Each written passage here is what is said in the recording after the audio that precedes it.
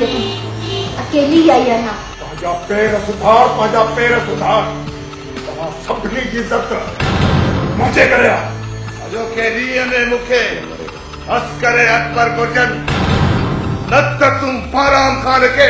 बस सुञाणी तो ग़लत कयो आहे हिते अची करे ॾिसंदा त पोइ छा कंदा मां कंहिंखां डिॼां थो छा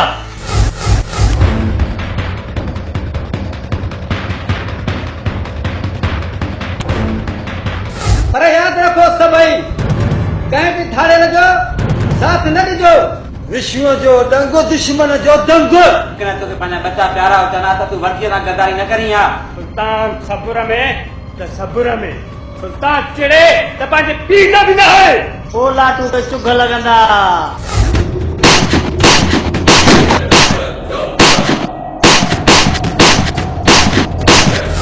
हा धूड़ पई थी मुंहं में मां तुंहिंजो पीउ थो ॻाल्हाए पीउ तव्हां सिर्फ़ नालो ऐलान कयो तो मारण कमु असांजो आहे मुंहिंजो दुश्मन ॿियो को बि न आहे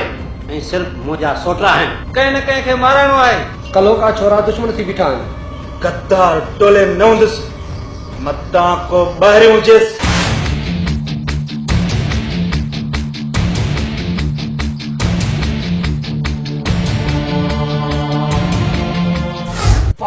अॼु ते खाधासे छो तुम्हें ख़बर आहे दिल पर दहशत खां दुनिया ई वाक़ुफ़ आहे वाक़ुफ़ सॼे शहर में हैरास विधो आहे सुभाणे खां पोइ विझूं था शहर में साठो सॼे शहर खे साफ़ कयो इहा ॻाल्हि त भली आहे हिनखे मारियो वञे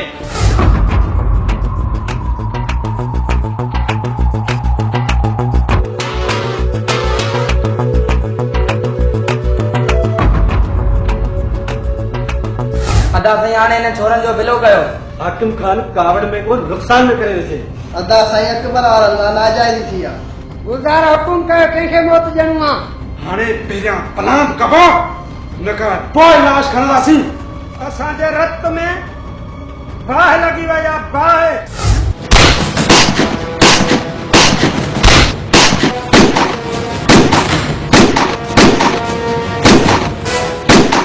तोखे इहा कीअं ज़रूरत थी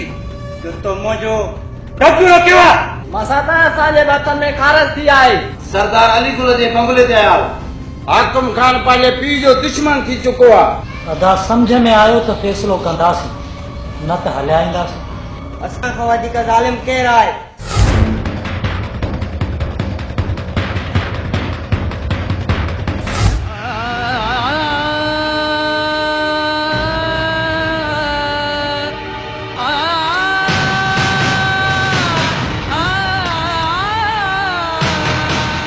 चाचा साईं हिन जो कमदार पेट भरियो आहे वॾा जे गद्दारी कंदो त मारे वेंदो पर ही सॼो त मुंहिंजो कमाल आहे न पुलिस वारनि ते एतबार न कबो आहे अदा हाकिम खान ते हथ रखो त मां साथ वेर पूरे तरह जो न आहे ख़ैर न दिए न ज़मीन मां पाण कंदुसि अकबर गुज़ारी दे